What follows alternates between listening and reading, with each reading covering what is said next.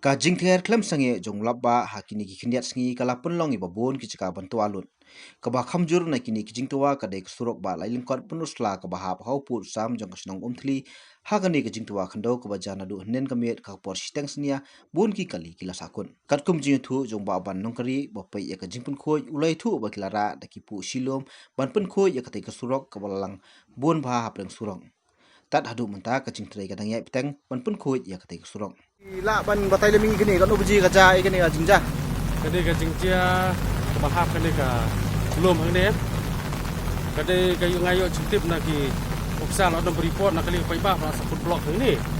Hakapor ar steng ye ta. Kami marmar da ka sawara ka speed ila patre ne ru ka por speed. Den neng tong ni siap ka hap kade kade na rum tua. Te la tre kumpas kita steng kum tu. Kanang tuj. Te dah hadin pat adap si Ndriu wajin Ndriu 1 minit kahap sekali. Kader ba hibi ba. Te nang ta ngalai bu ban pak awi sbi mpor se saput kali kawan ju pa. Te ngapun nak lai teli ke. Kalau lai teli ya tre. Am te kani katra katua pi ong be khar baji mestap na. Mesti ba mene. Kumta hi khar steng khar spoi kumta yo citip. La don ki pa ki bawan jungan. Dia lalap ke bala blok ini petip segi ofsar juga pundi dan ofsar pundi ki puning marmar kan simkia hari makila koi kami tiai dam bersimi kami ya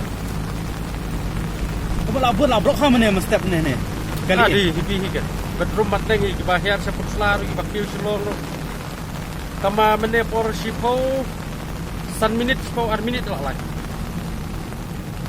anu kawan ke kini mission lain lagi kan.